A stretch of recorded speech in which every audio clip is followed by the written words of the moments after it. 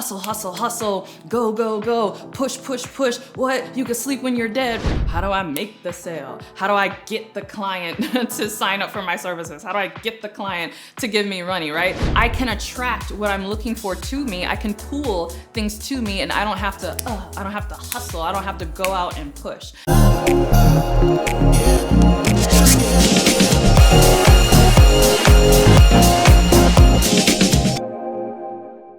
Hey, CourtneyLSanders here. Welcome back to my channel. If you're new to me, I'm a full-time online life and business coach, as well as wife and mom.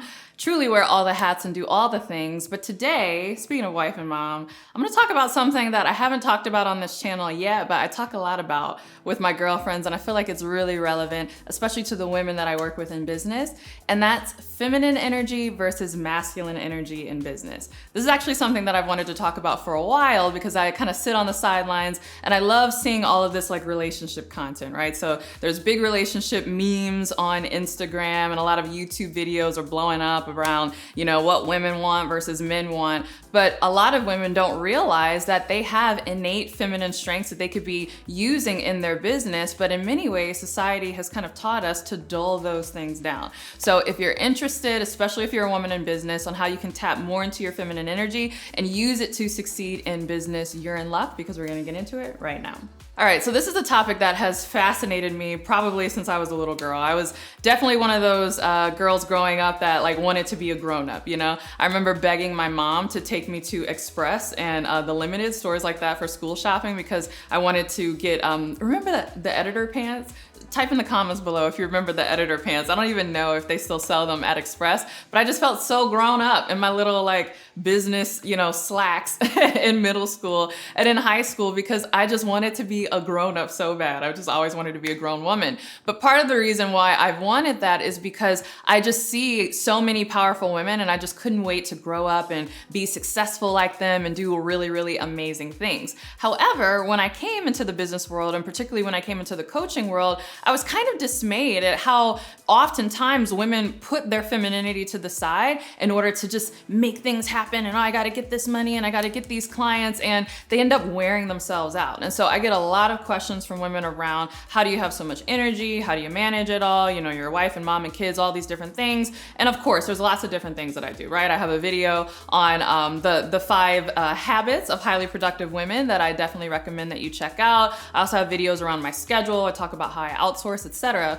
But one thing that I haven't talked about is that I do tap into my feminine energy in order to market myself, to get things out, just the way I go about business. I find that it's much more intuitive for me, and it doesn't stress me out versus doing things the way society says you have to do them, which is often doing things, you know, like a man and making things happen. So just for the record, because I know I'm gonna get some comments, this could be, you know, a potentially controversial issue, even though it shouldn't be. There are plenty of studies that have been done that show that while men and women obviously are equivalent in terms of intelligence, and I believe even in terms of personal power, men and women are different in the way that we process information and also our leadership styles. In fact, there is a Harvard Business Review article, I'll see if we can link it in the description below, that talks about the different leadership styles of companies that are actually headed by successful women, and how much different they are from companies that are typically headed by male CEOs. And just me as a mom, you know, studying all of these different learning and development strategies for your children,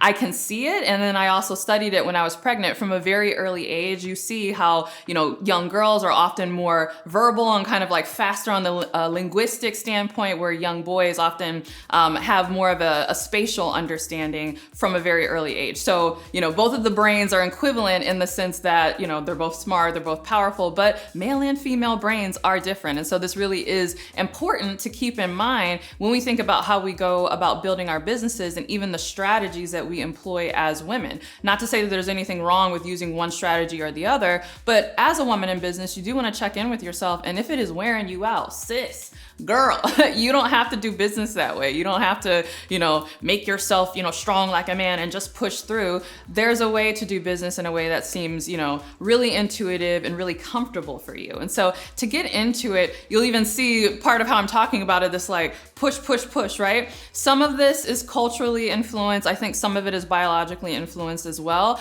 But I would say as a society, you know, societies all the world over, you know, even since ancient times, typically have characterized emphasize masculine energy, and I say that in air quotes, masculine energy more with kind of a push, and feminine energy more with a pull, right? So I like to think of masculine energy oftentimes is about imposition, like imposing, right? How can we impose our will, right? I think about football and basketball and, male sports, and how oftentimes afterwards the interviewer asks them like, oh, what did you do on the field in order to secure that win? And the coach will say something like, yeah, we just forced the ball down the field. We really just, imposed our will. We just made it happen, right? I think a lot of this is rooted in, men's kind of hyper consciousness around the physicality that goes with their masculinity, and this kind of like strength and almost this external, I have to demonstrate my strength and impose my strength on the world or anything that I am working towards in order to make things happen. And so you'll find that whether it's male business coaches or just male leaders in general,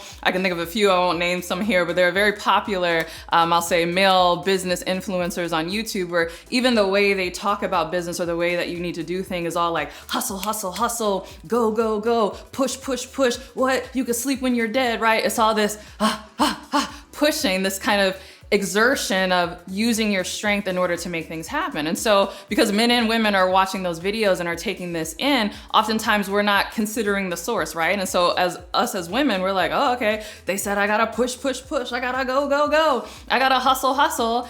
And then we're wondering why we're burned out, right? We also have responsibilities often that men don't have when it comes to, child rearing and managing the home and different things. I know I definitely do as a wife and mom, but then again, also our physicality, right? Many times, stress can have even more adverse reactions on the female body because of our susceptibility to heart disease and different things if we're pushing too much, right? So I'm not saying, don't listen to messages like that or don't, do that for a time, but you wanna make sure that your strategy isn't always reliant on you pushing, pushing, pushing, going, going, going. And so the characterization of female energy being more of a pull energy, for me, the way I tap into that and use it in my business is to use my creative nature to pull what I want to me instead of trying to push and exert my will and to make things happen, right? And I see this a lot when it comes to attracting clients. A lot of female coaches, a lot of female business owners, just women entrepreneurs in general,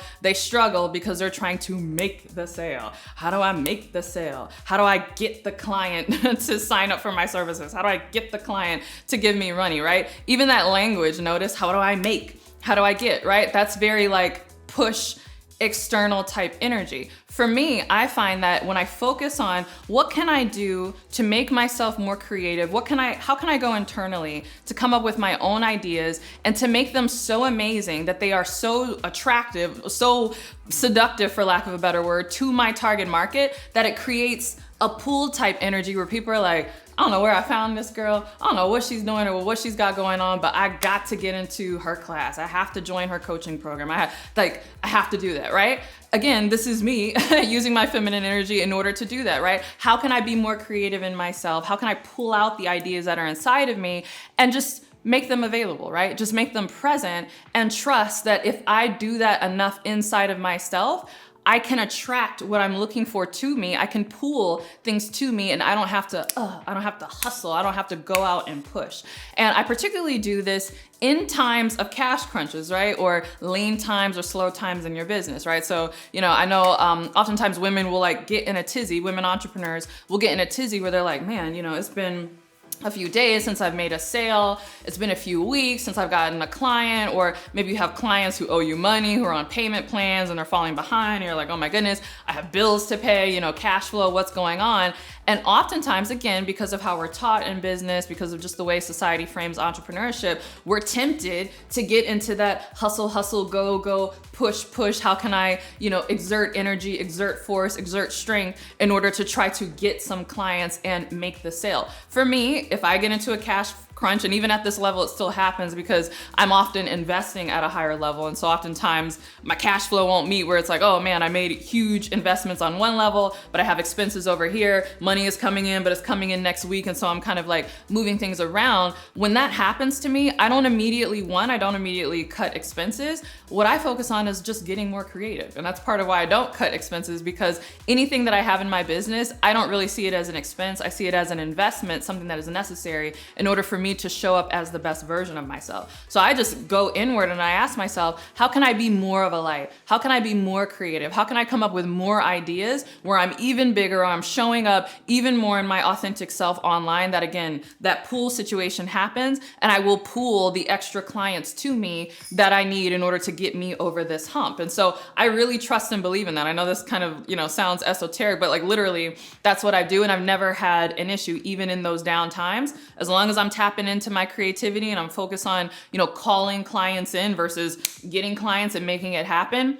Everything works out. I'm making sales. People reach out to me. They're like, I want to coach with you for a year. I'm like, are you sure? It's a multi-5-figure investment. And they're like, where do I sign up? And I'm like, how did this happen? But again, it's me tapping into my feminine energy. So, again, I know there's a lot of debate on what's masculine energy, what's feminine energy, and most of the conversation, especially here on YouTube, is talked about that in the context of relationships, and it is very interesting. I do watch it as a married woman. I've been married for almost 10 years. I've been with my husband, for almost 13, 14 years. So, I like to check in and see what's going on out in the world. A lot of times I check in and I'm like, ooh, babe, I'm glad you're here. I don't want to be out in the dating pool because it looks rough. So, prayers and support to all of you women who are, navigating those waters right now. Girl, I feel you. I'm just saying, you don't have to contend with that in your business. Relationships is another story. I'm not a relationship coach. Like I said, I've been married a long time. Tinder wasn't even out when I started dating my husband. So I don't know what's going on. I can't help you with that. But when it comes to business, I'm saying tap into your feminine energy. And I suspect for those of you that are single, if you do tap into your feminine energy, it probably will give you great effects in your relationship pursuits as well. But tapping into your feminine energy really is about the power that we have, about what we're able to achieve inside of ourselves, right? Masculine energy is often about the power they have outside of themselves, right? What are they able to achieve outside of themselves? As women, we have the advantage. I truly believe that it's an advantage of this ability to be able to tap in and kind of like create this aura about us, right? This magnetism where people are like, who is that girl, right? Whether it's in a business sense, a relationship sense, whatever.